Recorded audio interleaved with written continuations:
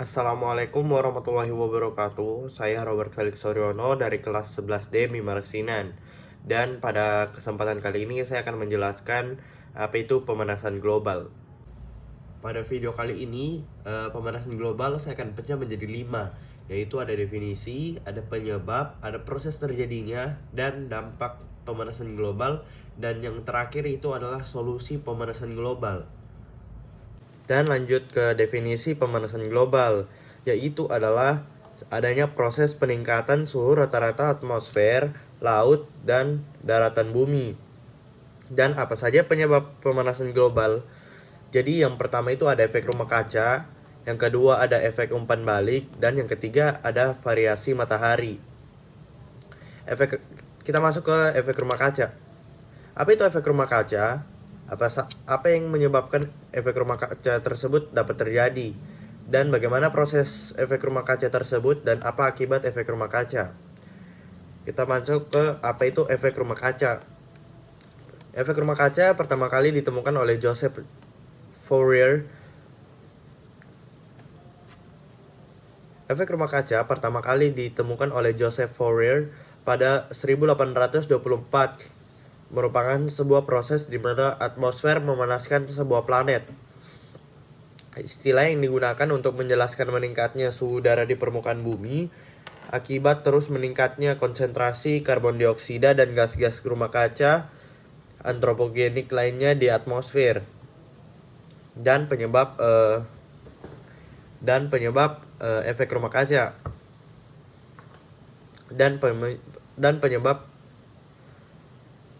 dan penyebab pemanasan global, yaitu naiknya konsentrasi gas karbon dioksida atau CO2 dan gas-gas lainnya di atmosfer, yaitu sulfur dioksida atau SO2, nitrogen monoksida atau NO, dan nitrogen dioksida atau NO2. Serta beberapa senyawa organik seperti gas metana atau CH4 dan klorofluorokarbon atau CFC.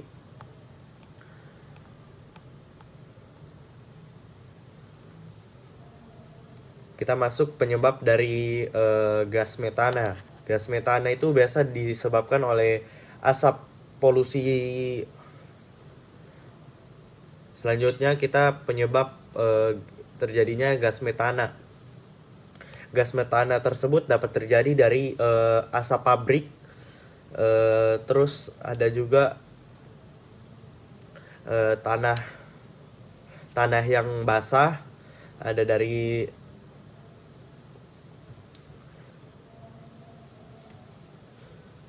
Ada dari kotoran sapi, unta, dan juga ada dari asap-asap pabrik, penggunaan listrik, kebakaran hutan, dan gas-gas buangan kendaraan pribadi maupun kendaraan perusahaan itu. Dan efek rumah kaca. Efek rumah kaca itu terjadi dikarenakan ada matahari yang menyinari bumi, akan tetapi karena ada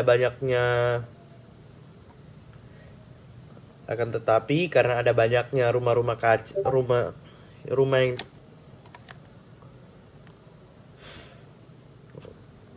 yang kedua ada efek rumah kaca. Radiasi matahari masuk melalui atmosfer bersih. Radiasi matahari yang diterima 343 watt per meter kuadrat. Terus dia akan diserap dan menghangatkan permukaan bumi. Lalu diubah menjadi penyebab panas emisi gelombang panjang inframerah, diradiasikan kembali ke atmosfer. Sebagian dari radiasi inframerah diserap dan diemisikan kembali oleh molekul gas rumah kaca. Efek yang berlangsung ditimbulkan adalah meningkatnya suhu permukaan bumi dan troposfer. Lalu permukaan bumi diterima lebih banyak panas dan radiasi inframerah diemisikan kembali. Terus energi yang masuk ke bumi mengalami 25% dipantulkan oleh awan atau partikel lain di atmosfer, 25% diserap awan, 45% diabsorpsi permukaan bumi, dan 5%-nya lagi dipantulkan kembali oleh permukaan bumi. Energi yang diabsorpsi dipantulkan kembali dalam bentuk radiasi inframerah oleh awan dan permukaan bumi. Namun, sebagian besar inframerah yang dipancarkan bumi tertahan oleh awan dan gas CO2 dan gas lainnya untuk dikembalikan ke permukaan bumi. Dalam keadaan normal, efek rumah kaca diperlukan. Dengan adanya efek rumah kaca, perbedaan suhu antar siang dan malam di bumi tidak terlalu jauh beda. Efek umpan balik. Efek umpan balik terbagi menjadi 5. Yang pertama ada penguapan air, yang kedua ada pengaruh awan, yang ketiga hilangnya kemampuan es untuk memantulkan cahaya, yang keempat ada terlepasnya CO2 dan CH4 dari melunaknya tanah beku, dan yang kelima itu ada kemampuan lautan untuk menyerap karbon berkurang. Dan siklusnya itu seperti ini. Dan siklusnya itu seperti ini. Pemanasan global meningkatkan terjadinya penguapan, menyebabkan semakin banyak terbentuk uap air. Uap air mengakibatkan menguatnya efek rumah kaca. Namun demikian, uap air menyebabkan terbentuknya awan yang juga dapat mendinginkan bumi. Kita lanjut ke nomor 3, yaitu variasi matahari.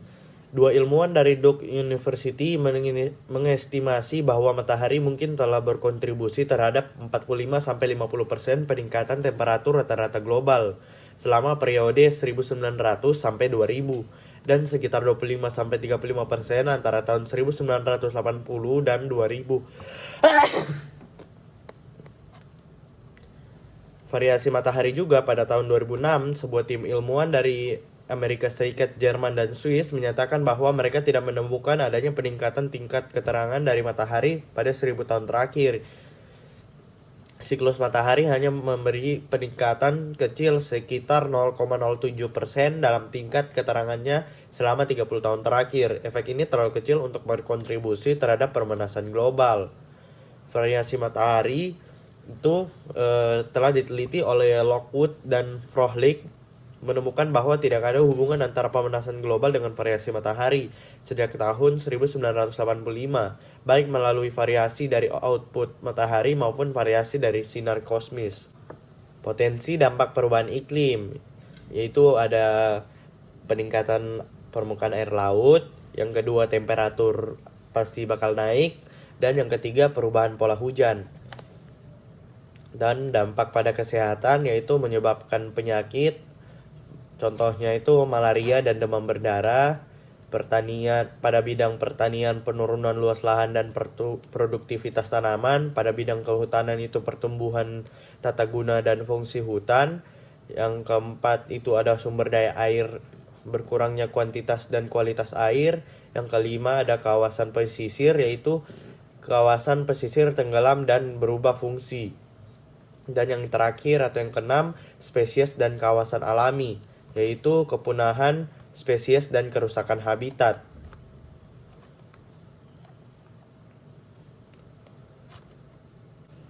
Kegiatan yang dapat memperlambat atau mencegah pemanasan global. Yang pertama itu mempertahankan keberadaan hutan dan mendorong reforestasi. Yang kedua ada mengembangkan sumber energi alternatif. Yang ketiga ada memperlambat pertumbuhan jumlah penduduk. Yang keempat adalah mendorong terwujudnya perjanjian atau hukum internasional tentang lingkungan hidup. Dan yang terakhir atau yang kelima, penggunaan energi yang lebih efisien. Terus ada pengendalian. Pengendalian itu ada dua pendekatan utama untuk memperlambat semakin bertambahnya gas rumah kaca. Yang pertama, mencegah karbon dioksida dilepas ke atmosfer dengan menyimpan gas tersebut atau komponen karbonnya di tempat lain. Cara ini disebut sequestration atau menghilangkan karbon. Yang kedua, mengurangi produksi gas rumah kaca. Dan yang paling terakhir dalam video ini adalah solusi. Dan solusi untuk pemanasan global itu adalah membangun greenhouse di setiap sekolah agar dunia ini bisa lebih banyak tumbuhan yang hidup dan bisa meredakan pemanasan global ini akan terjadi. Contohnya greenhouse itu yang seperti ada di sekolah kami, yaitu seperti begini.